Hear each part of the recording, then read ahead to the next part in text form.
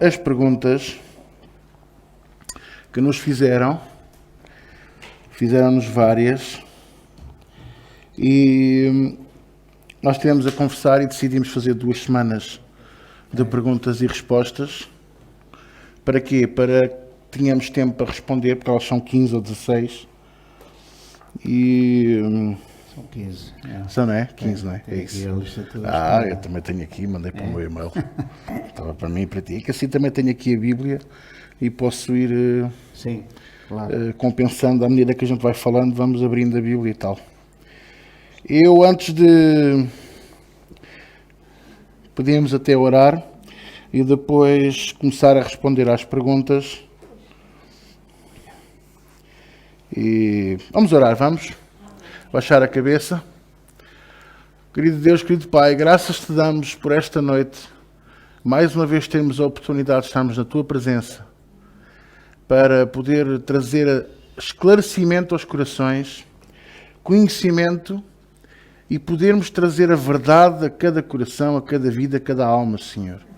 Pai, não nos deixes viver na rejeição do conhecimento, para que também nós não sejamos rejeitados por Ti. Faz-nos abraçar o conhecimento, faz-nos abraçar a verdade, faz-nos abraçar a Tua Palavra, e que o Teu Espírito Santo hoje possa confirmar a Tua Palavra em cada coração. Em nome de Jesus te pedimos. Amém. Aleluia. Glória a Deus. Quer dar o pontapé de saída? Sim. Então, tenho aqui a primeira pergunta. Eu por acaso, eu gostava de começar aqui por uma, que é a 14 da nossa lista, que diz assim... É interessante. Deixa-me só dizer uma coisa. Podes. Eu da última vez eu falei que haviam perguntas que eram de caracacá, mas é ótimo haver perguntas de caracacá. Para já, a Bíblia diz que temos que ser como crianças, não é? Não temos que ser mesmo, se não formos como crianças, nem Jesus nos aceita, não é? E estas perguntas simples, parece que são simples, mas não são. Yeah. Porque são coisas de base, de estrutura, que se a pessoa não estiver firme e sem hesitar no conhecimento delas, vai mais tarde ter problemas. Porque onde é que estão os problemas das plantas? É nas raízes. Exatamente. Não é em cima, é nas raízes, que é o que dá o crescimento à árvore. A árvore, para crescer saudável, tem que ter uma boa raiz. Então, as perguntas simples, que eu disse que eram simples, que eram de kkk, são ótimas porque vão permitir que todos cresçam saudavelmente, sem dúvidas, sem hesitações, sem ter alguma falta de conhecimento das coisas do princípio, não é?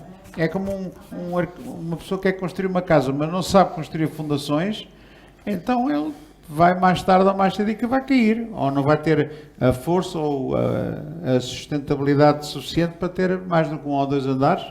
Está a entender? Não se pode construir em cima de uma má fundação. Então, quanto mais simples as perguntas forem, melhor são. Então, eu louvo a Deus por isso. Se alguém perguntou perguntas simples, ora, glória a Deus, porque às vezes nós pastores temos um defeito. Pensamos que os irmãos sabem tudo. Exatamente. Mas não sabem. Às vezes a gente até pensa, tenho aqui um estudo, mas isto é básico, os irmãos estão fartos de saber isso. Yeah. É um engano daqueles enganos. As maiores dúvidas estão precisamente nas bases. Nas bases, exatamente. Não é verdade? Exatamente. Então, começando com uma pergunta, não é pela ordem, mas eu gostava de começar por esta. Como é que um casal crente se deve comportar sexualmente? O que é lícito e o que é que não é? É uma boa forma de começar isto, não é? O que é que vocês acham? Yeah. Então...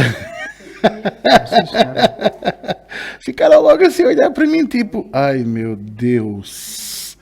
Bom, meus amores, 1 Coríntios capítulo 7, enquanto ali os meus cientistas vão abrindo, para depois poder mostrar algumas coisas. Eu cresci, e tu também se calhar, crescemos a ouvir dizer isto, que entre as 4 paredes vale tudo.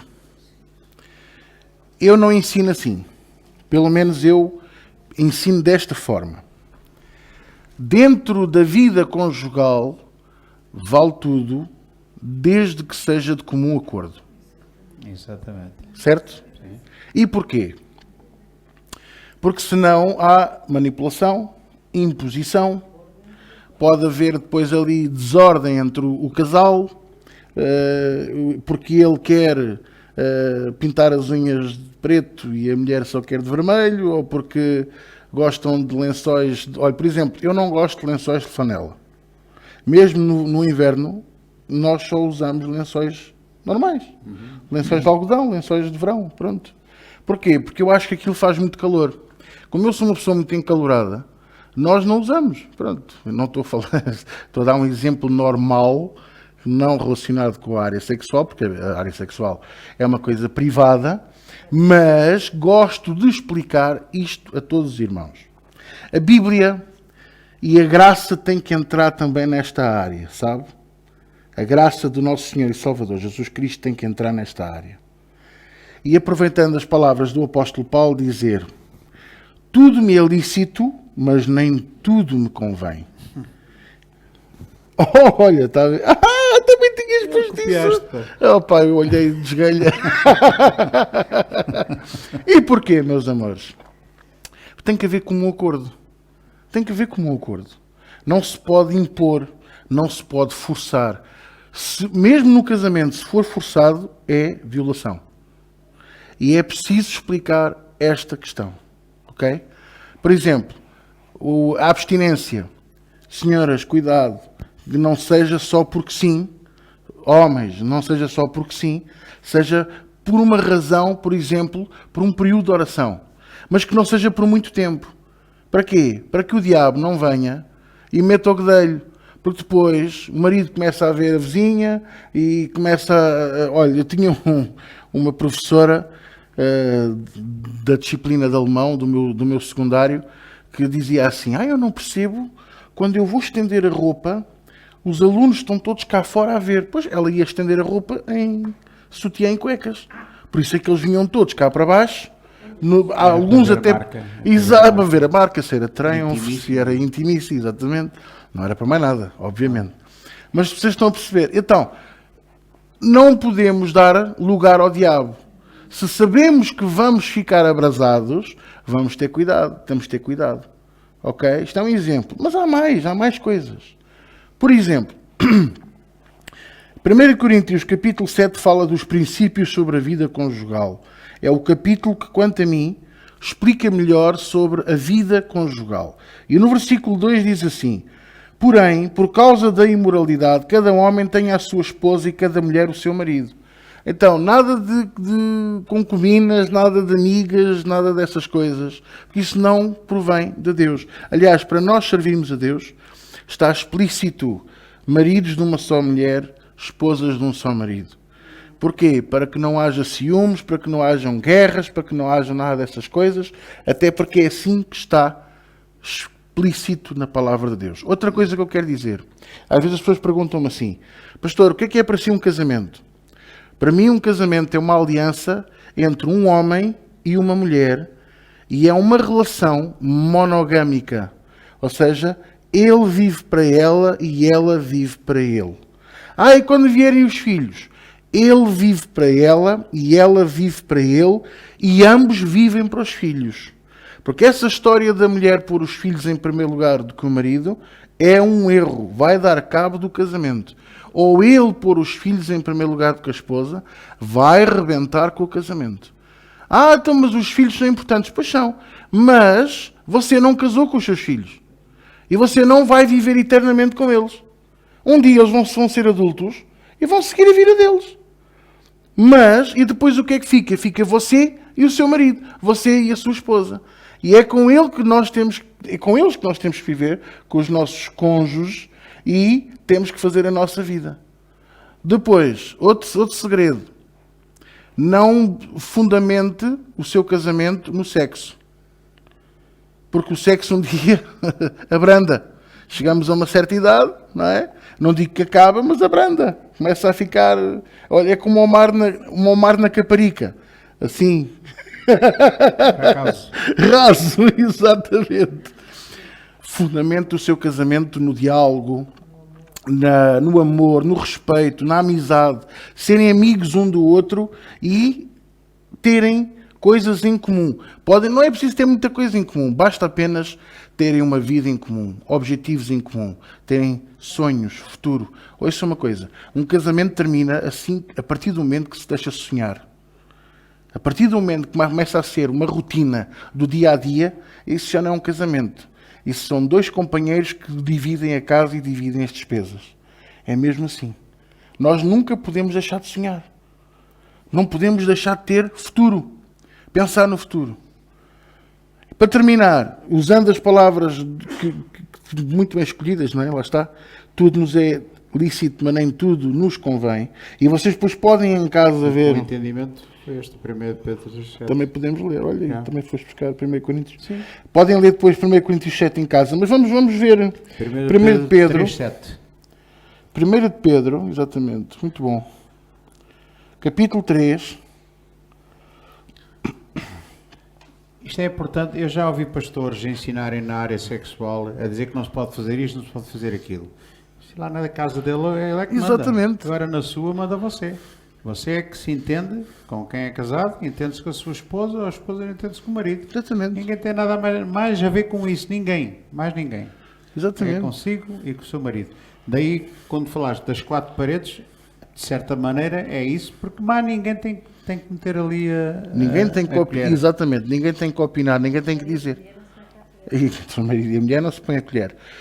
Ninguém tem que dizer, tens que fazer assim, tens que fazer assado. Cuidado a quem você pede conselhos. Por isso é que existem pastores na igreja. Para nós, e se nós não soubermos, nós vamos buscar a Deus, vamos buscar a Bíblia. A Bíblia tem sempre resposta para tudo. Tudo. 1 Pedro 3:7 diz assim, exatamente, da mesma maneira, vós maridos, vivei com as vossas esposas a vida cotidiana do lar, com sabedoria, proporcionando honra à mulher como parte mais frágil e co-herdeira do dom da graça da vida, lá está a graça, de forma que não sejam interrompidas as vossas orações. Esta tradução é aquela King James? É, exatamente, atualizada. Sim, sim. Gostas da versão? Sim.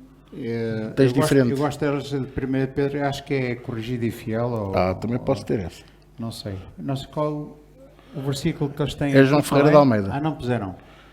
1 Pedro 3:7. Yeah. O que é que diz igualmente vós maridos coabitei com elas com entendimento. Eu gosto deste entendimento. Está aqui, é o que eu tenho aqui. Para que, dando honra à mulher como vaso mais frágil, como sendo elas herdeiras convosco da graça da vida, para que não sejam impedidas as vossas orações. Então lá está, é o entendimento entre o homem e a mulher. Tudo que eles fazem, estamos a falar sexualmente, a pergunta é sexo, essa. Não é? Sim. E nós não fazemos tabu dessas coisas. Exatamente. Não entramos em grafismos, não é? Não precisamos fazer bonecos. A questão aqui é, quando o marido e a mulher estão de acordo com aquilo que eles fazem, com aquilo que eles querem fazer, então, meu amigo, não há mais ninguém tem que fazer leis para si. Mas não há livros, não se podem escrever livros. E esta pergunta é lícita de quem a faz. Agora, não há livro, não há uma regra, não há um manual para que a pessoa possa fazer. Não, o sexo para um cristão tem que ser assim. Exato. Não tem que ser assim, tem que ser o que o homem e a mulher combinarem, gostarem, estiverem de acordo, que nunca seja, nem a mulher nem o homem sejam violentados na sua vontade, no seu desejo, no seu querer. Se não forem violentados, se for de comum acordo, é com eles, estão lá nas 4 paredes, estão lá no sítio certo, é legítimo, é o homem e a mulher que estão casados, é legítimo, à vontade. Homem e mulher, exatamente. É importante, não é? Porque hoje em dia já está-se um bocado esquisito. Há igrejas que falam nisso até mesmo. Portanto, é bom a gente explicar, António, como eu disse, um casamento é entre um homem e uma mulher, Sim.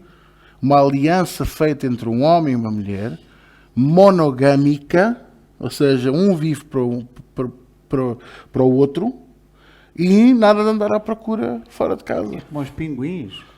Olha, exatamente. Os pinguins, quando acasalam, é para a vida toda. É para a vida toda. E é como os lobos. Os pombos também. E os lobos. Os lobos também, para a vida toda. Não tem que seguir o exemplo dos lobos, mas... E os Viegas e os Sousas também, para a vida sim, toda. sim. Então pronto, esta Bom, pergunta penso que foi respondida. Não é? Exato. Portanto, foi uma boa maneira de começar, não é? Primeiro foi o choque, depois ficámos todos vermelhos, depois passou o pimento e agora voltamos para outras perguntas. Ok. Como poderemos ter uma igreja saudável? Uma excelente pergunta. Queres que eu diga qualquer coisa aqui? Sim, pode ser. E eu vou também dando aqui damos uma umas... chega. Exato. Então é assim, a minha resposta é esta. Se for cumprido o que Deus fala em Colossenses 3, de 8 a 17. Nós demos o livro de Colossenses e o livro de Colossenses no capítulo 3 fala das regras de comportamento para mim, para os outros, na igreja, na família e na sociedade ou no trabalho. Então está lá tudo. Se nós como irmãos nos comportarmos da maneira como está escrito em Colossenses, não é para estar a ler tudo, é do 8 ao 17, portanto é comprido para não estar a ler tudo, nós demos isso há pouco tempo. Então, se Cristo é o cabeça, se o Espírito Santo é o guia e o mentor, se os fundamentos são os fundamentos certos da doutrina cristã, baseado nos apóstolos e nos profetas, o fundamento dos apóstolos e dos profetas, então essa igreja é uma igreja saudável. Eu pus aqui uma parte de dizer assim, no entanto, como a igreja é composta de pecadores que estão no processo de santificação, é suscetível de haver falhas morais, falhas em todas as áreas. Não há nenhuma igreja perfeita. Não há uma igreja onde esteja sempre tudo a 100%. Há sempre problemas, há sempre questões que se podem levantar, porque nós estamos perfeitos em Cristo, mas viemos de um grande desastre. Viemos de uma grande... Eu gosto de pensar num desastre todos amascados, não é? De grandes falhas morais. Cada um vivia a vida à sua maneira, não é? Como a Bíblia diz, éramos escravos do pecado, escravos dos pensamentos, escravos do mundo, éramos escravos do diabo. Como escravos do pecado e do mundo, cada um é que sabe o que é que andam a fazer. Exatamente. Das quais coisas Deus já se esqueceu. Essas coisas foram enterradas, foram lá lançadas no fundo do mar. Destas coisas Deus não se lembra mais. É por aqui um parênteses, porque há pessoas que dizem assim, o pecado que você praticou há meia hora, Deus já se esqueceu. Não esqueceu. Deus esqueceu-se foi dos pecados que você praticou antes de ter sido ressuscitado com Cristo. Por isso é que a Bíblia diz que você morreu com Cristo. Ora, se morreu, foi enterrado. Foi enterrado tudo o que você fez para trás. Agora, depois da cruz, tudo o que você faz de mal, Deus não tapa os olhos. Deus não faz de conta que não vê. Não. Deus olha para si e vê o que é que você está a fazer. Agrada-se ou não se agrada.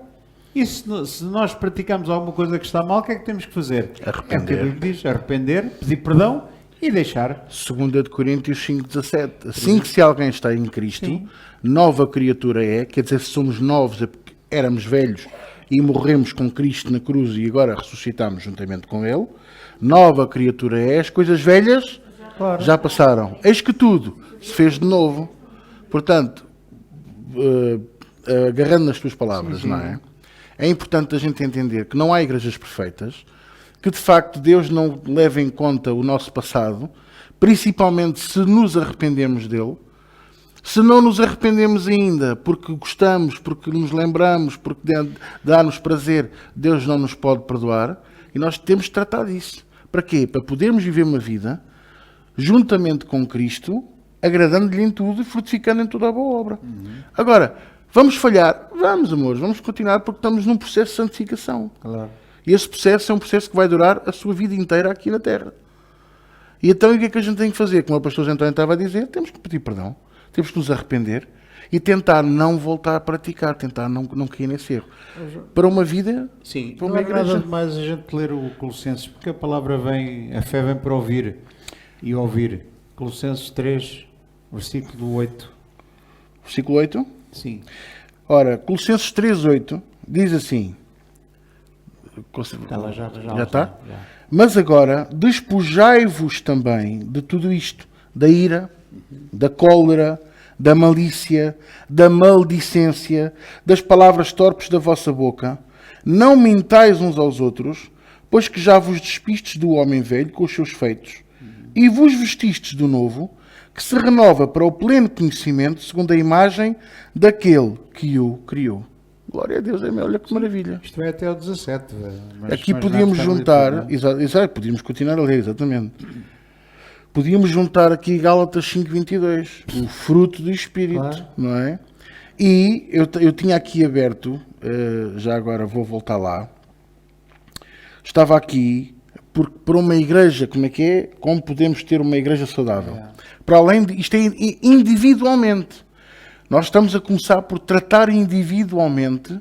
Como é que uma igreja saudável? Primeiro, o indivíduo tem que tratar de si. Depois, coletivamente, enquanto igreja, temos que pensar, e foi isso que logo ao princípio o pastor Zé António disse, perseverar na doutrina dos apóstolos, na comunhão, partir do pão e nas orações. Ora, qual doutrina dos apóstolos? Dos apóstolos de agora. Não há apóstolos agora.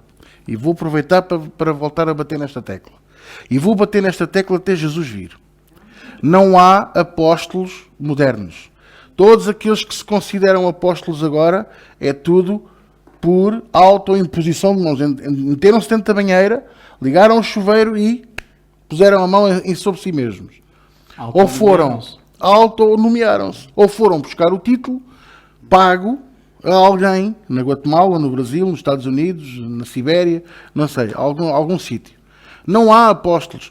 Mas o apóstolo Paulo fala nos 5 ministérios e fala no Espírito de Deus. Sim, amores, todos nós que servimos a Jesus, a qualquer momento podemos ser usados como apóstolos, como profetas, como mestres, como doutores, como pastores. Porquê? Porque é o Espírito de Deus que dá a cada um conforme a sua própria vontade.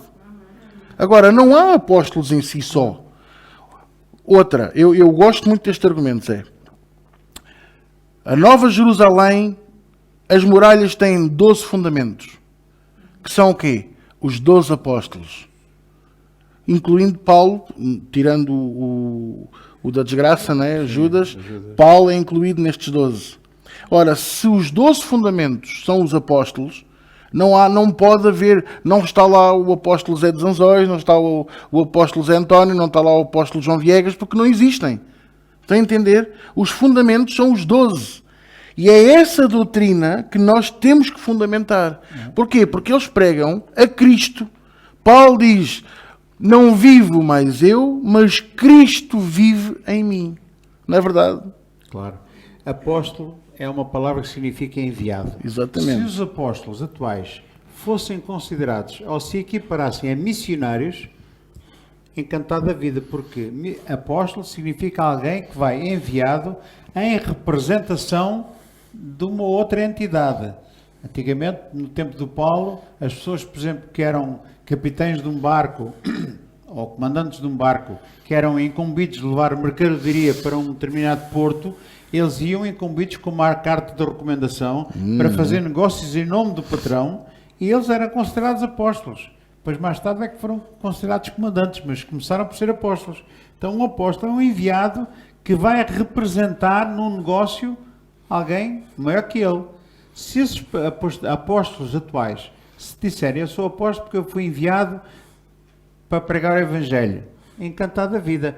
Agora, apóstolo que testemunhou Cristo, testemunhou a vida de Cristo e a sua ressurreição, já não há mais.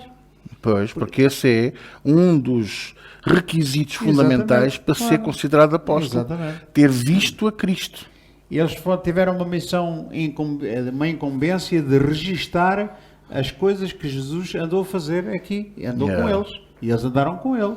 Então, a incumbência deles era testemunhar aquilo que os profetas profetizaram cumpriu-se na pessoa de Cristo. Exatamente. Pronto, agora não há mais cumprimento. Nenhum apóstolo ligar eu andei com Cristo. Não andou. Até o apóstolo Paulo, que não andou com Cristo, mas testemunhou o Cristo ressurreto. Foi arrebatado aos céus. Cristo apareceu-lhe. Exatamente. E ele foi arrebatado e foi Cristo que lhe ensinou a graça de a Deus, doutrina, a doutrina e o Evangelho. E a incumbência dele que era pregar o Evangelho para os gentios.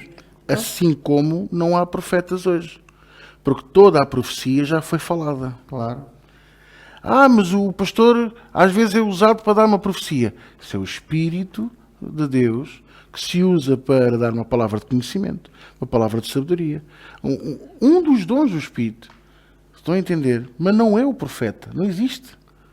Eu tenho para mim o seguinte, que também está escrito, que a profecia é para edificar, para consolar Exortar. e exortar. Ora, se a profecia é para consolar, exortar e edificar, qual é o elemento da Bíblia que faz isso? É a palavra. Exatamente. Quando um pastor prega a palavra, ele está a consolar, a edificar e está a proclamar a palavra. A profeta, a profetizar é declarar, profetizar é isso, é declarar a palavra de Deus. Exatamente. Agora, profecia como revelação, como Deus se revelou aos profetas, aos maiores e aos menores, maiores e menores não era na altura, se os livros é que eram maiores ou mais pequenos, não é? Então, esses profetas a quem Deus se revelou, Exatamente. daquilo que haveria de vir, esses profetas já não há mais. O último foi João Batista. Exatamente. E esse também não profetizou nada. Ele veio cumprir a profecia. Veio dizer que eu sou a voz que clama do deserto. Exato. Endireitai as veredas. Portanto, esse testemunhou da profecia que foi dita acerca dele. E terminou naquele momento em que ele disse: é necessário que ele cresça Sim. e que eu diminua. Claro. E terminou também quando ele ficou sem cabeça. Exatamente. Quando ele perdeu a cabeça. Perdeu a cabeça. É verdade. Então, resumindo, para termos uma igreja saudável, temos que tratar individualmente cada um de nós. Colossenses, capítulo 3, vocês podem ler em casa, estudar em casa, do 8 ao 17, Sim. é maravilhoso.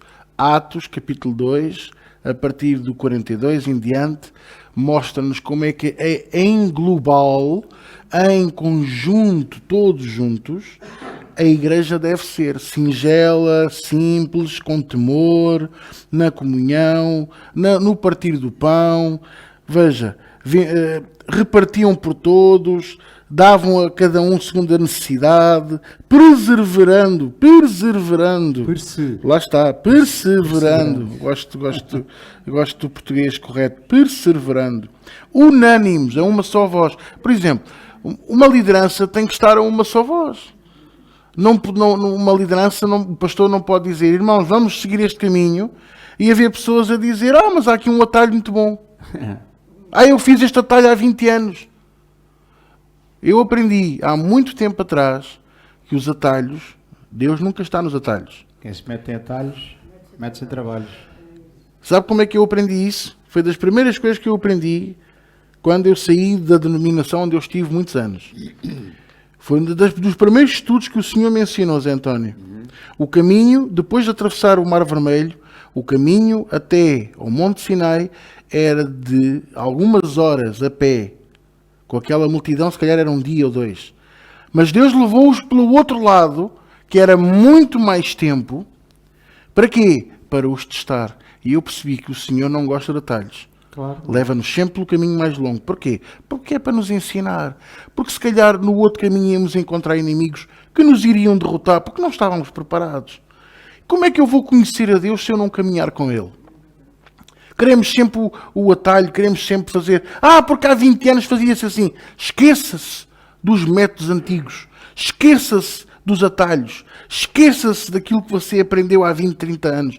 Está na hora de nós nos agarrarmos à verdade. E a verdade vai doer, como o álcool. Por isso é que muita gente prefere a água oxigenada. A água oxigenada não limpa, nem sara como o álcool. Nem desinfeta da mesma maneira. Portanto, vai doer? Vai. Mas vamos ficar puros. A Bíblia diz assim: como é que podem andar juntos, não é? Como é que estarão de acordo se não andarem juntos? Andarão dois juntos se não estiverem de acordo? De acordo, exatamente. Isto é importante para quem serve a Deus. Aproveito para dar uma chega, quem está a ver e ouvir, porque as pessoas vão ver e ouvir. É importante, quem serve a Deus no ministério, neste caso aqui o Ministério João Viegas, andar a par e passo com aquilo que se prega e aquilo que se ensina. A escola bíblica deve ser frequentada por quem? Quem é que os mais interessados na escola bíblica? Os pastores e os presbíteros, ou Os pelo menos pastores, os deveria de presbíteros e os ser. diáconos. Exato. Portanto, vai aqui um conselho, um alerta, para que nós estamos a servir a Deus, temos que andar de mão dada com o pastor, com quem ensina, nas doutrinas que se ensinam nessa igreja, para falarmos todos a mesma coisa. porque é o que a Bíblia diz, que ser todos de um só parecer, de um só sentimento, de uma só atitude. Está aqui, unânimes. Unânimes. É uma só voz, uníssonos. Unânimes o que é? Estamos juntos Todos para dizer juntos. amém, todos ao mesmo Exato. tempo, aprendermos as mesmas coisas. Exatamente. É tão simples como isso. E assim seremos uma igreja saudável. Claro. Isto é que é de mesmo ser saudável. Queres ir para a outra Pergunta 2. É a mesma coisa, quais as características de uma igreja saudável? A gente já falou, olha, é uma igreja que anda em amor, é uma igreja que recebe novos membros com alegria, na vez de ser com, como é que se diz, a pessoa fica assim tipo, será que vem para ocupar o meu lugar? Será que vem para roubar o meu lugar? Não pode haver sentimento faccioso. Não há facções. Somos unânimes, somos um só. Há espaço para todos. O reino dos céus tem espaço para todos. O nosso Senhor e Salvador Jesus Cristo foi preparar moradias, casas grandes para cada um de nós. E o reino dos céus tem, a seara é muito grande, tem espaço e lugar para todos. Uma igreja saudável, as características, anda em amor, anda em união. É uma igreja que os dons do Espírito Santo se movem com frequência. É uma igreja que não anda à busca do sobrenatural como causa e efeito, mas anda à busca da palavra para obter a santificação sem a qual ninguém verá a Deus. Queres continuar? É uma lista longa, mas é muito simples. É a mesma coisa que se falou na primeira pergunta, na primeira resposta. É exatamente a mesma. Como manter essa igreja saudável? A terceira pergunta diz como criar uma união mais forte. Como criar uma união mais forte? Eu pus aqui uma parte sim. A união não se cria, mantém-se. Isso. Porque nós já estamos unidos em Cristo. Estamos unidos como? No Espírito Santo. Nós fazemos parte de um corpo, porque a Bíblia diz em Efésios 4, versículo 3 a 7, há um só Senhor, há uma só fé, há um só batismo, um só Deus e Pai de todos, o qual é sobre todos e em todos vós. E a graça que foi dada a cada um de nós segundo a medida do dom de Cristo. Portanto, nós somos um em Cristo. Nós já estamos unidos. Agora é preciso manter a unidade. Não é criar, é manter a unidade do Espírito. Porque aqui é que é tudo muito bonito, mas quando numa igreja estamos todos unidos em Cristo e no Espírito, temos de estar unidos também na doutrina, na palavra. Mas há de haver sempre alguém, não concordo com isto. Uma pessoa que está numa igreja, num ministério que não concorda, eu sinceramente, pela porta de entrada era a porta da saída. Eu não concordo, sai logo. Porque para mim só existe uma espécie de unidade e de amizade. É na verdade, é na palavra de Deus. Se nós não estivermos unidos pela palavra de Deus, então o que é que andamos aqui a fazer? Cada um diz a sua. Eu não acredito nisto. Eu já não foi isso que eu aprendi. Não aprendeu, mas eu vou aprender agora. Porque a maior parte das coisas que a gente aprendeu são erradas. A maior parte das coisas que aprendemos estão erradas no seu conceito, na sua essência. O Evangelho é preto no branco. O Evangelho é simples. O Evangelho tem a ver com Jesus Cristo, tem a ver com morte e ressurreição, tem a ver com vida eterna, não tem a ver com conforto, não tem a ver com sucesso nos negócios, não tem a ver com prosperidade, nem com a bênção. Nem com bênção, não tem nada a ver com isso. Tem a ver com arrependimento dos pecados, porque ninguém entra no reino de Deus sem arrependimento, e depois tem a ver com a santificação e tem a ver com a vida eterna, com as coisas espirituais. E a busca de santidade, ou seja, temos que buscar a Deus, Claro. Buscar a Deus. Porquê que há pessoas que dizem, eu não concordo com a doutrina, ou eu não entendo esta nova doutrina? Porque não estão a buscar a Deus. Não estão a buscar a Deus. Porquê? Porque pensam que já sabem tudo. Eu descobri há 15 anos atrás, quando saí da denominação onde eu estive tantos anos, vai fazer 16 anos, eu descobri, pensava que sabia muito, afinal de contas eu não sabia era nada. Foi um choque. Eu achava que era um grande conhecedor, dava aulas de escola bíblica e tudo na altura, e eu vinha descobrir, passei vergonhas com outros pastores, porque eu sabia as coisas pela rama. Sabe o que significa? Que sabia só pela superficialidade, ou seja, era uma coisa muito superficial. E Deus é muito profundo, ou seja, eu pensava que nadava na unção, como a visão de Ezequiel, e afinal de contas eu sempre tive a unção pelos tornozelos, ou ainda menos, Por baixo dos pés. por baixo dos pés, e achava que era muito, grande unção, não é nada. E o que é que eu tenho descoberto ao longo destes anos? Quando eu penso que sei alguma coisa, Deus vem e altera e mostra que afinal de contas eu estava errado. Deixa-me ler aqui um versículo bíblico, deixa. se ali os nossos companheiros ali de jornada puderem pôr Hebreus 5, versículo 12. É o 12, o 13 e o 14. Deus falou muito através destes versículos bíblicos e espero que eles falem também, principalmente aos duvidosos. Porque nós não podemos ignorar que há gente duvidosa na matéria da palavra. Não podemos ignorar. Claro. O apóstolo Paulo esfalfava-se, escrevia, eu orava, sei lá o que é que ele fazia, para que os irmãos jamais tivessem alguma dúvida, ou se houvesse algum que estivesse a hesitar, e ele escrevia, olha aos Gálatas, a carta aos Gálatas foi escrita porque os irmãos começaram muito bem no Evangelho, mas apareceu lá alguém que lhes meteu macacos na cabeça, e ele escreveu aquela carta e admiro-me que vocês tenham passado do Evangelho para outro Evangelho, mas não há outro. Só um. No capítulo 3, versículo 1, ele até diz: quem vos fascinou? Quem vos enfeitiçou? Exatamente. Quem vos enfeitiçou? Exatamente. Então, olha, Hebreus 5, versículo 12, diz o seguinte: porque devendo já ser mestres pelo tempo, ainda necessitais que se vos torne a ensinar quais sejam os primeiros rudimentos das doutrinas de Deus, e vos haveis feito tais que necessitais de leite e não de sólido alimento. Aqui o apóstolo Paulo, eu não tenho certeza se foi o apóstolo Paulo que escreveu Hebreus. Sim, eu também Alguns dizem que pode ser, mas outros dizem que pode não ser. Mas a mim, se foi ou não foi, não interessa. Interessa que é o Espírito Santo a falar para a igreja. E como é o Espírito Santo a falar para a igreja, o Espírito Santo está a falar para os meninos reguilas, a dizer, vocês pelo tempo, para pessoas que dizem já têm 20 e 30 anos de crente, como eu tenho 20 e 30 anos de crente. Então, estaria muito mal da minha parte se um dia vem uma doutrina um bocadinho mais aprofundada ou crescida de Deus, que eu não fui ensinado e que eu agora a rejeite. Era muito mal da minha parte. Se houver alguma coisa que me faça confusão, sabe o que é que eu faço? Vou a Deus e vejo. Está escrito. Está. Então, se está escrito, eu tenho que entender. Só há alguém que nos pode ensinar como deve ser. É o Espírito Santo. Quando alguém tem dúvidas, em vez de rejeitar, em vez de ser um menino que só quer papas, com o tempo, com 30 anos, já tem a obrigação de comer uns bifes. Ou não é? Yeah. Então uma pessoa... A minha esposa gosta de papas, não é? Mas pronto. Mas isso é o gosto, mas também come comida sólida. Mas era estranho se ela só comesse papa ao pequeno almoço, mas ao almoço também diz, ai filho, só apetece uma papinha. E eu ficava preocupado. Yeah. Ou um filho começa a comer as suas papinhas quando é bebê, mas o filho com 30 anos, você vai no bico com batatas fritas e mãe, não te importas, faz uma Cerelac. E você fica, filho, não queres ir ao médico?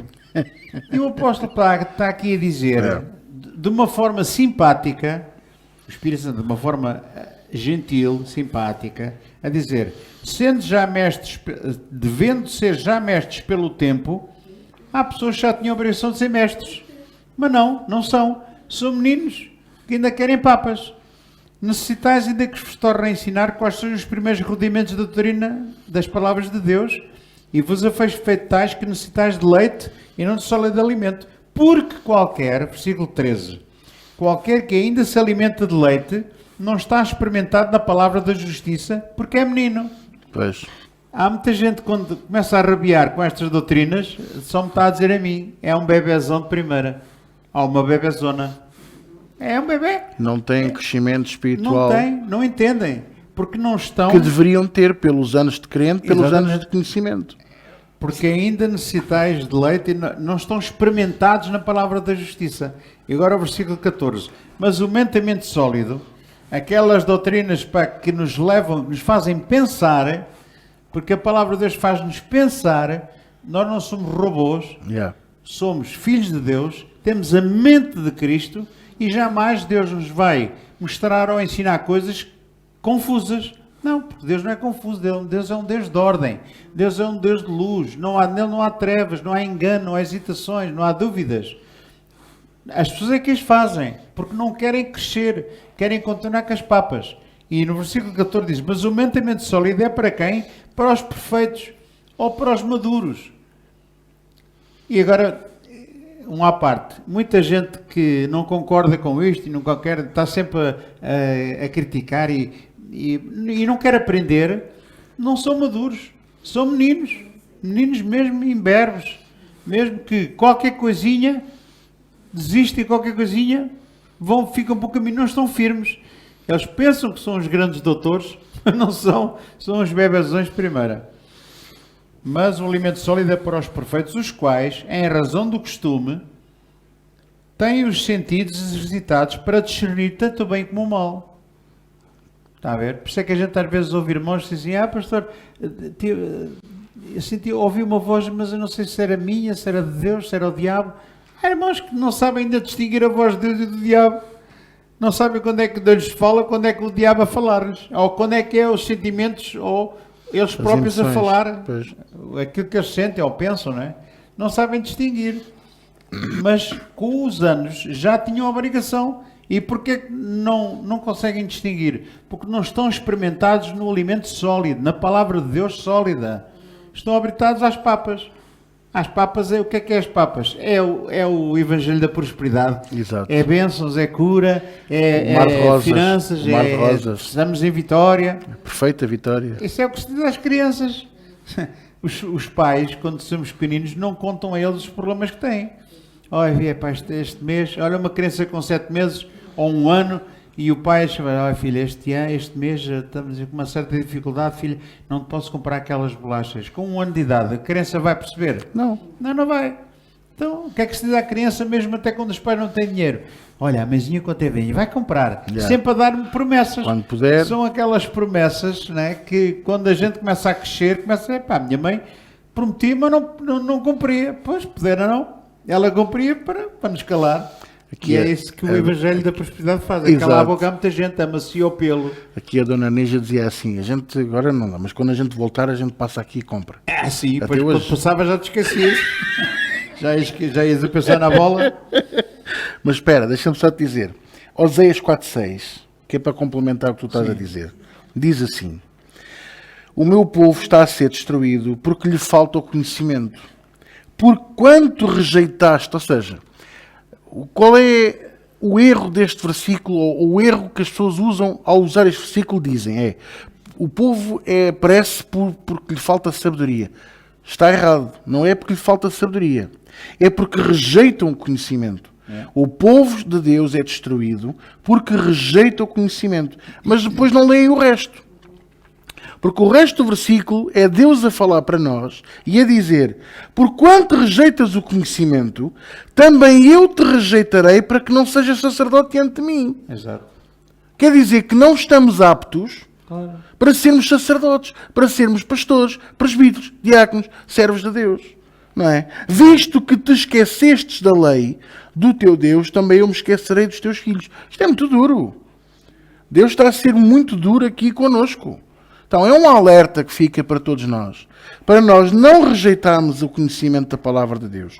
Mas faz-me confusão. Faz confusão porque, como já foi dito, tanto pelo pastor Zé António como pelo pastor Jonas e até por mim, é mais fácil enganar do que corrigir o engano. Sim. Geralmente as pessoas não aceitam. Irmãos, eu digo-vos uma coisa. Eu vou-vos dizer isto com toda a franqueza. 17% da população brasileira acredita que a Terra é plana. E 27% da população americana acredita que a Terra é plana. Você sabe quantos já são em Portugal? 7%. Há quase 10%, há quase 1 milhão de pessoas em Portugal a acreditar que a Terra é plana. Ora, porquê? E agora, por mais que a gente justifique, por mais que a gente até mostre pela Bíblia, em Isaías capítulo 1, diz que o Senhor se assenta na curvatura da terra. Eles dizem logo, é a curvatura porque é a cúpula que existe para proteger. Porque como a terra é plana, precisa ter uma cúpula por cima que é para não perder o ar, não perder o oxigênio. Eles têm aquilo tudo tão fundamentado que nem com a palavra de Deus se arrependem e mudam a doutrina que lhes foi incutida. E agora? Tirar o engano destes corações. Só o Espírito Santo. Pois claro, mas para isso temos que fazer o que Paulo diz. Ora, como conhecerão a verdade se não houver quem a fale? Como falarão se não forem enviados? Como enviarão se não houver quem esteja disponível? Exato. Então temos que pregar a palavra. E nós temos de estar disponíveis para abrir o coração e receber. Mas isto faz-me confusão. A predestinação, a graça. Então, mas o sacerdote não tinha que pôr uma corda escarlata à cintura? Então, nos Carvalhais de Manré, não era Deus Pai, Deus Filho, Deus Espírito Santo com Abraão? Tudo tretas que nos foram ensinados. E erros que nos têm sido ensinados. E há muitos mais. Eu só estou a mencionar os mais conhecidos. Muitos mais. Que nos têm sido ensinados dessa maneira. Porque quem nos ensinou assim também não sabe mais. Entende? E também nunca se esforçou para aprender.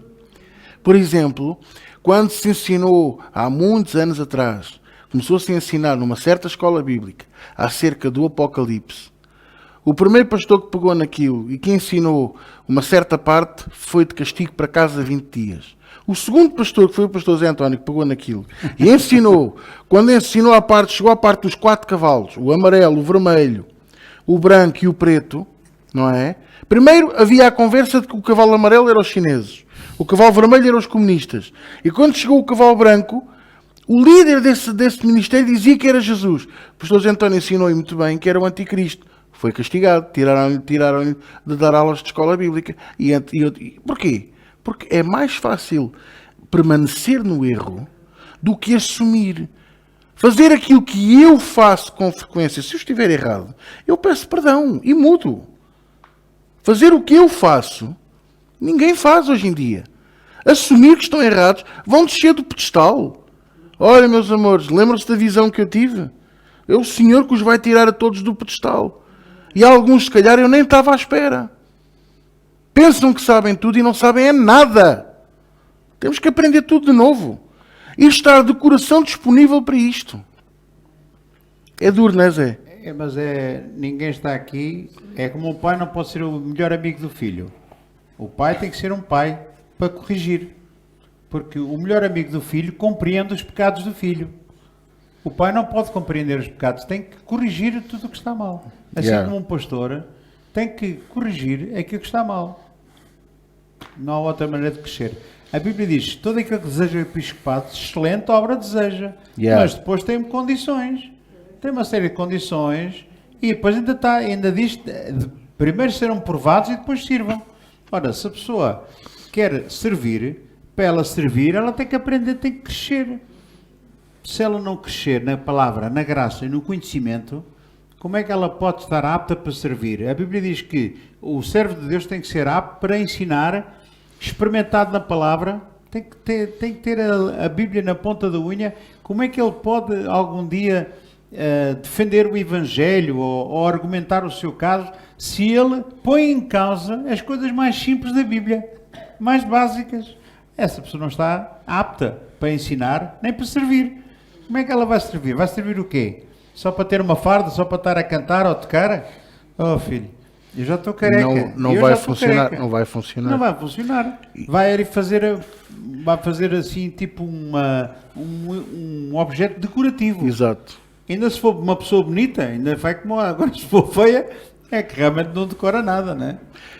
E atenção que nós estamos a responder a isto, estamos a ensinar isto com base no propósito de manter a união. Exatamente. De trazer união à igreja. Estamos todos no mesmo propósito, todos no mesmo espírito. E se calhar terminamos com isto, João 13, 34, 35. Como é que o mundo pode reconhecer a igreja? E não falo só desta igreja, mas falo do corpo de Cristo, como sendo unido e sendo o corpo de Cristo verdadeiramente, em que Ele é que é o cabeça. Não é nenhum apóstolo, nenhum papa, nenhum cardeal, nenhum semideus, não é? Em que Cristo é que é o cabeça, se não houver unidade na doutrina e no amor. Como é que nós podemos rir de alguém que desafinou? Ou rir de alguém porque vem mal vestido? Ou rir de alguém porque vem despenteado? Estão a entender? Uma família não ri, uma família não goza, uma família não aponta o dedo. Então, como diz a Bíblia em João 13, o novo mandamento eu vos dou, que vos ameis uns aos outros, assim como eu vos amei a vós, que também vós vos ameis uns aos outros, e nisto conhecerão todos que sois meus discípulos, conhecerão todos os outros que nós somos discípulos de Jesus, se tivermos amor uns aos outros. Ora, eu estou, juntamente com o pastor Zé António, a demonstrar o meu amor por toda a igreja, ao corrigir e ao estarmos a responder a estas perguntas, batendo nestas teclas, ensinando estas coisas. Isto é amor. Isto é amor. O amor não é só beijinhos e abraços. O amor também é corrigir o que está errado. O amor também é pôr um ponto final aonde outros querem pôr uma vírgula. A igreja não é uma democracia. A igreja não é um parlamento em que se vota. Isso não existe. Isso não é uma igreja, não é a gestão de Cristo. E por isso mesmo não podemos permitir que essas coisas venham a trazer desunidade, confusão e até o desvio da verdade. Claro. O desvio da verdade. Estão a entender? Para quê? Para que todos possam conhecer verdadeiramente que nós somos discípulos de Jesus. Amém? Como manter a pureza na igreja? A gente tem tentado a responder praticamente a isto. Olha, buscar a santidade. Todas as perguntas estão Estão interligadas, não é? É. Uma responde à outra. Manter a pureza na igreja é a mesma coisa. Ter por exemplo, eu já há muitos anos que tenho vindo a treinar o meu coração e a minha mente para nunca pensar o pior, nem nunca ter pensamentos secundários. Eu não posso aceitar que alguém faça alguma coisa com segundas intenções. E mesmo que o meu coração, mesmo que o meu velho eu de vez em quando ressuscite e diga, atenção que isto tem esta segunda intenção, eu tenho que saber pô-lo no chão e pensar, não, eu não vou acreditar nisto, eu vou acreditar em Jesus. Ainda que possamos parecer ingênuos, José. Isto é pureza. A criança acredita nos pais com uma pureza que se você disser, não é? Que os bebés vêm das cegonhas, quando eles forem ali para a zona do Alentejo e virem os ninhos, vão, olha daqui que os bebés, tanto bebê que está aqui, ó. Porquê? Porque eles vão acreditar mesmo nisto. Porquê é que a criança chega até aos 8, 9 anos a acreditar no Pai Natal? Mesmo que os outros na escola acreditar que o Pai Natal não existe, ou o Menino Jesus, ou seja lá o que for. Porque eles acreditam nos pais. Acreditam com pureza. Nós precisamos ser um bocadinho assim. Às vezes há pessoas que têm tempo livre demais e começam a fazer filmes de Bollywood e fuck alguidade na cabeça. Não é? Vem alguém a pescar o olho a alguém ali na zona do café da igreja. Começam logo a dizer, não interessado naquele. Então, mas ele não é casado. São amantes. Eu tenho que dizer ao pastor, há ali adultério. Eu tive uma irmã aqui assim. Tive uma irmã aqui na igreja que chegou-me a dizer... Tinha um tique. Pescava o olho, mas era um tique. Jesus Cristo era o tique de pensar coisas erradas da vida dos outros. Sem os conhecer. Com acusações e tudo. Pois. Portanto, irmãos, nós não podemos ser assim. Porque isso implica, sabe o quê? Tempo livre demais. E mente desocupada, oficina do diabo. Estão a perceber? Então, quando nós começamos a perceber que a nossa mente está a divagar para a vida dos outros, ponha um travão, faça uma limpeza. Como é que eu faço uma limpeza? Com a palavra de Deus. Romanos, capítulo 12, versículo 2. Mas renovai o vosso entendimento com a palavra de Deus. Renovai o vosso entendimento com a palavra de Deus. Não é com novelas, não é com programas, é com a palavra de Deus. Eu não posso ver programas, eu não posso ver televisão. Claro que pode.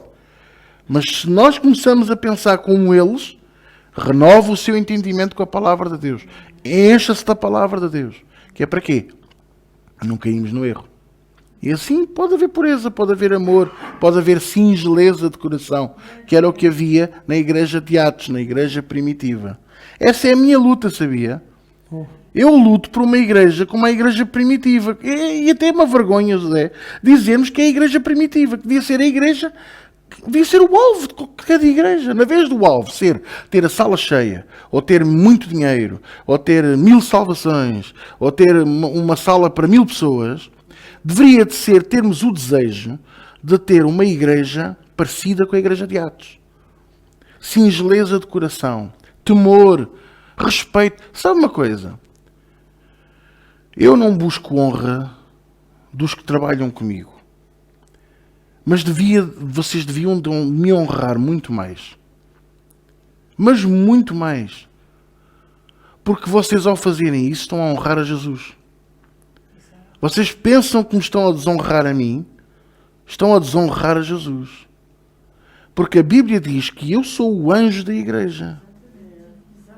Eu sou, não é o representante de Deus, porque não há, isso é tudo tretas, mas eu sou aquele que transporta a palavra. Eu e os que pregam somos os que transportamos a palavra de Deus para os vossos corações. Aquilo que nós ministramos aqui não é para bater em ninguém. Não é para acusar ninguém. Não é para partir a cabeça a ninguém. É por amor. Metam isso na vossa cabeça. Eu às vezes digo assim, eu digo isto muitas vezes em casa, à minha mulher, e às vezes digo à minha mãe. Eu gostava de ter uma marreta, daquelas de 18 quilos. Quando a pessoa diz assim, não estou a entender, então, senta-te aqui um bocadinho. E eu, pum! E depois punha lá dentro.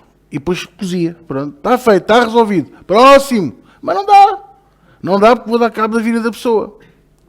Então, o que é que eu tenho que fazer? Eu tenho que ministrar. E às vezes eu pareço o parvinho da aldeia. Estou sempre a ministrar a mesma coisa. Estou sempre a falar a mesma coisa. Estou sempre a bater na mesma ideia.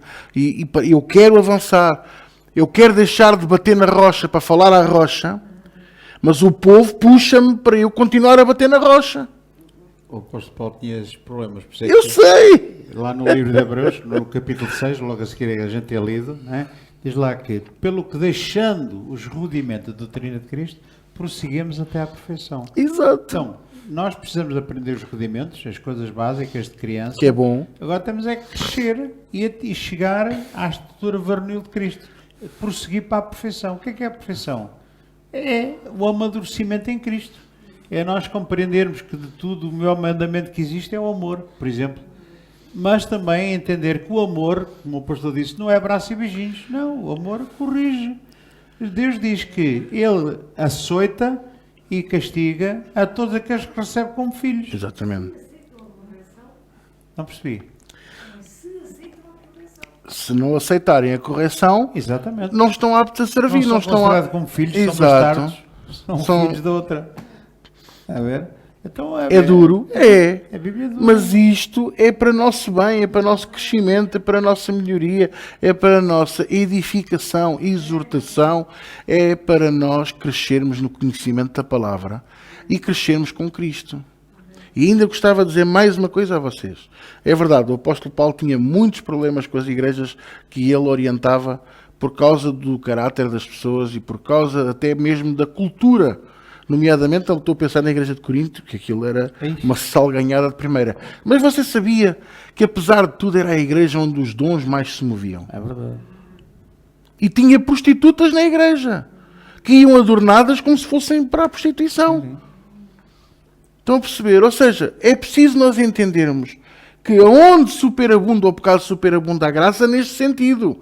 Que Deus, se houver arrependimento e houver desejo do coração de mudança, Deus também opera coisas extraordinárias nos corações que assim o desejarem. Então, eu sou o primeiro a querer isto. Eu sou o primeiro a querer uma igreja mais unida. Quero uma igreja mais forte, mais poderosa em Deus. Mais poderosa não só em palavras, mas em atos. Em atos. Estão a entender? Mas para isso, nós não podemos continuar a andar a 2 tempos, ou a 4 tempos, ou cada um puxar pelo seu lado. Temos que todos puxar pelo mesmo lado. Estão a entender? Vocês estão a entender? Portanto, manter a pureza na igreja é isto. E se calhar terminamos com a pergunta 5. Como poderemos ter a certeza que fomos perdoados por Deus? Já agora, eu dei porque eu pensava que íamos acabar nessa pergunta anterior.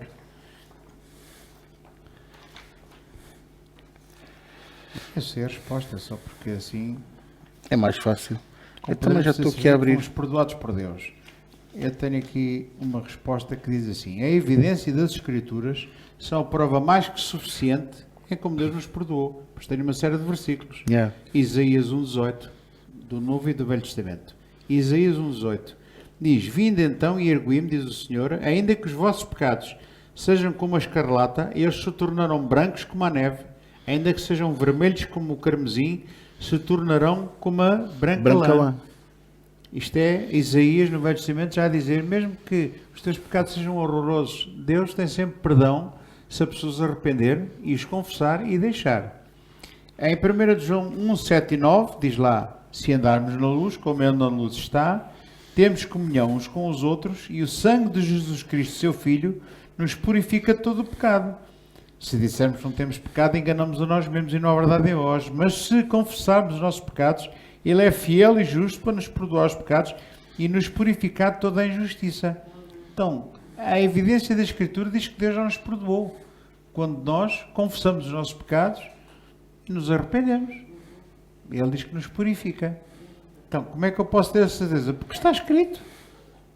Por exemplo, às vezes nós estamos no louvor e às vezes o irmão sente a presença de Deus, se calhar metade da igreja sente, outra metade não sente. E eu pergunto, os que não sentem, como é que eles sabem que Deus está? Não pode ser pelo sentir. E às vezes não sinto nada. Às vezes o pastor diz, está aqui uma emoção, e eu não sinto nada. Mas isso não me faz duvidar que Deus esteja lá ou não esteja. Eu sei que Deus está, porquê? Porque Ele promete estar onde estão 2 ou 3 reunidos em seu nome. Está lá. É pela palavra, pela promessa. Deus não é mentiroso. Se Ele diz que está, é porque está. Quer eu sinta, quer não sinta. Entendem? Então, às vezes eu sinto, outras vezes não sinto. Como é que eu sei que Deus me perdoou? É porque eu sinto uma paz. Não. Hoje em dia estamos na geração da sensação, do sentimento. As pessoas gostam muito de sentir. Sentem isto, sentem aquilo. Não sinto paz. Sinto isto, não sinto... Mas não tem que sentir nada. Temos é que fazer o que está escrito. E então a paz de Deus, que excede todo o entendimento, nos guardará o nosso coração, os nossos sentimentos em Cristo Jesus. Mas primeiro temos que praticar, fazer o que está escrito. Paz. Quer eu sinta, quer não sinta. Não sinto nada a perdoar aquela pessoa. Então está bem, vai longe, vai. Fia-te na Virgem, não corras. Eu não vais ver sinto, outro olha, meu que levas. eu não sinto. Olha, não sinto. Mas não tenho que sentir nada. Eu não tenho que sentir dar, eu não tenho que sentir perdoar, eu não tenho que sentir se Deus está, se não está. Deus está. Não me preocupo com o sentimento. Deus está lá. Deus diz para eu perdoar, eu perdoo. Não sinto nada, não sinto, mas tenho que perdoar. Para quê? Porque não me sejam pedidas as orações e para que Deus não vá, como eu não perdoo, também não perdoa a mim. Eu não posso correr esse risco, irmão. Eu tenho que agradar a Deus, tenho que estar em linha com Deus. Perdoar, quem diz perdoar diz qualquer coisa que tenha a ver com o sentimento. Eu não posso seguir os meus sentimentos. Os nossos sentimentos são a coisa mais falsa e enganosa que pode haver. Perverso é o coração do homem. Exatamente. Enganoso.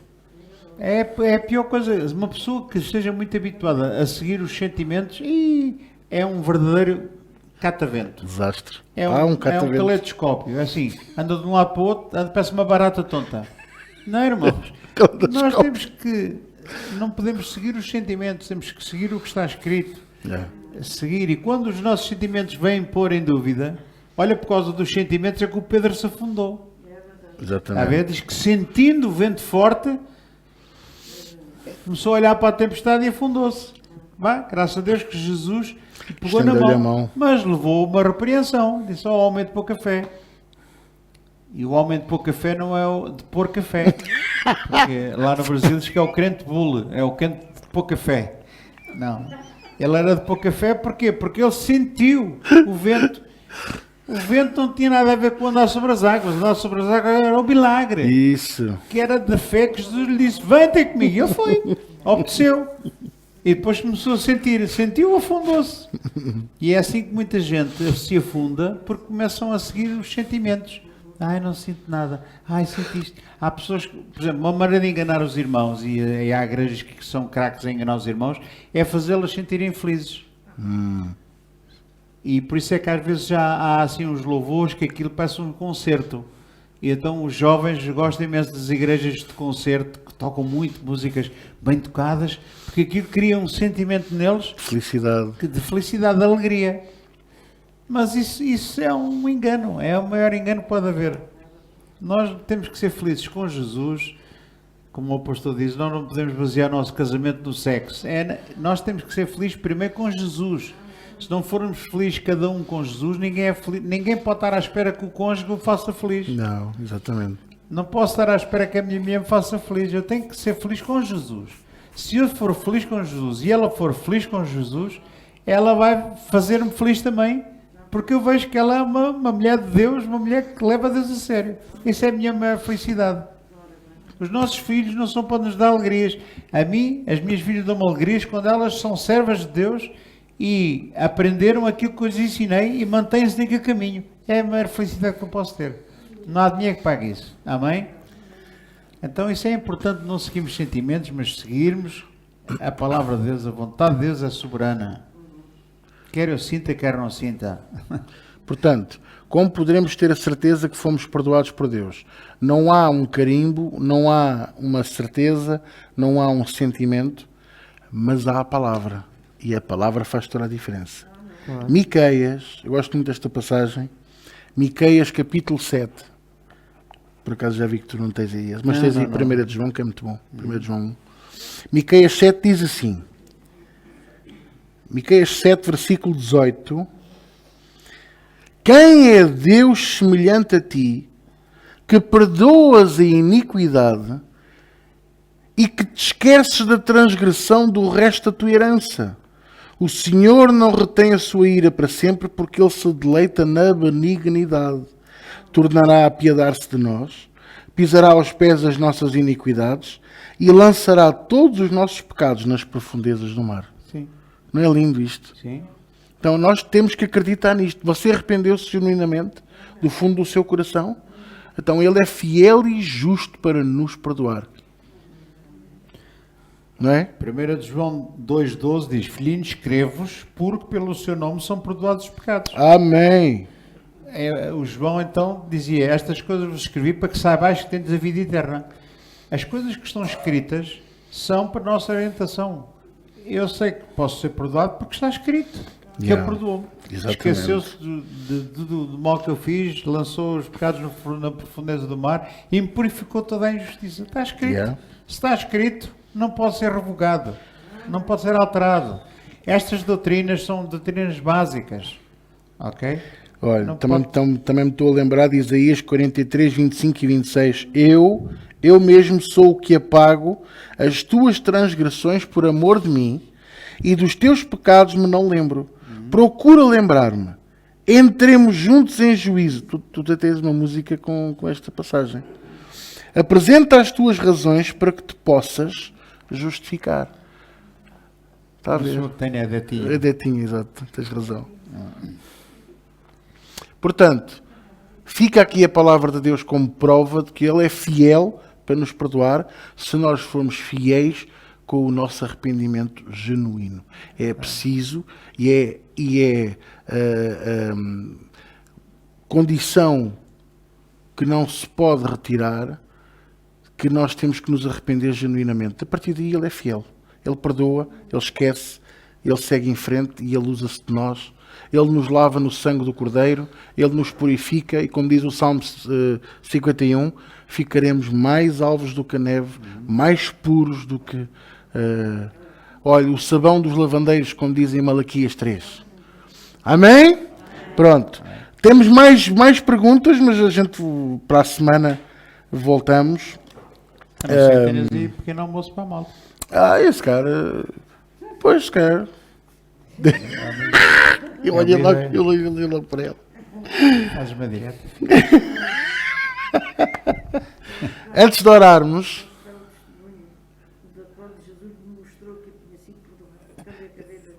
depois da gente terminar, deixem-me só então dizer, domingo estamos cá para a Palavra de Deus, uma reunião maravilhosa, parece que vai chover, não somos feitos de papel, nada de ficar em casa, nem de açúcar, nada de ficar em casa. dia de chuva é dia de encher a igreja. E é dia de trazer pessoas. É dia de trazer a família. Glória a Deus. Aleluia. Mas, quinta-feira, próxima semana, sexta-feira, não haverá escola bíblica. Antecipamos para quinta. Porque sexta-feira é feriado. E assim podemos estar com a família, descansados, sem pensar, tenho que ir à reunião, não posso. E assim a pessoa... Mas quinta-feira, antecipamos, portanto, de sexta-feira para quinta-feira, a escola bíblica, certo? À mesma hora, 9 horas, perguntas e respostas. E no domingo, dia de Páscoa, com Santa Ceia, da Ninja, já fica a coisa, tá? Que é para nós celebrarmos a ressurreição do nosso Senhor e Salvador Jesus Cristo. Amém? Vou pedir ao pastor Zé António para orar para terminar a nossa escola Amém. bíblica. Glória a Deus. Vamos ficar de pé, irmãos. Já devem estar aí com o assento quadrado. Glória a Deus. Pai Santo e maravilhoso, obrigado, Pai, pela Igreja, pelo corpo de Cristo. Obrigado por nos teres junto, debaixo do mesmo propósito, no mesmo espírito, num só sentimento, no mesmo parecer, em nome de Jesus. Obrigado, Pai, porque esta Igreja está a crescer na graça e no conhecimento do Senhor. E todos estão a ter cada vez mais desejo da Tua Palavra, e essa Palavra está a fortalecer cada um deles, em longanimidade, em domínio próprio, em alegria, em paciência. Todos estão a ser fortalecidos no seu homem interior. E obrigado também porque todos estão a andar cada vez mais na Tua Palavra, andar dignamente diante de Ti, frutificando em toda a boa obra, Senhor, crescendo cada vez mais na Palavra, no amor e na fé, Senhor. Muito obrigado por isso, Pai. Que as palavras que são ensinadas nesta igreja, em qualquer uma das reuniões, elas possam descer ao coração e tornar-se num verdadeiro alimento, num alimento sólido, para que todos cresçam, Senhor, e deixem de ser meninos, resmungões e hesitantes, que vão atrás de tudo o que lhes dizem e atrás de todo o vento de doutrina, Senhor. Que todos possam atingir a estatura varonil de Cristo, Pai, no nome de Jesus. Pai, recebe toda a honra e toda a glória que só a Ti é devida e a mais ninguém, em nome de Jesus. Amém. Amém. Glória.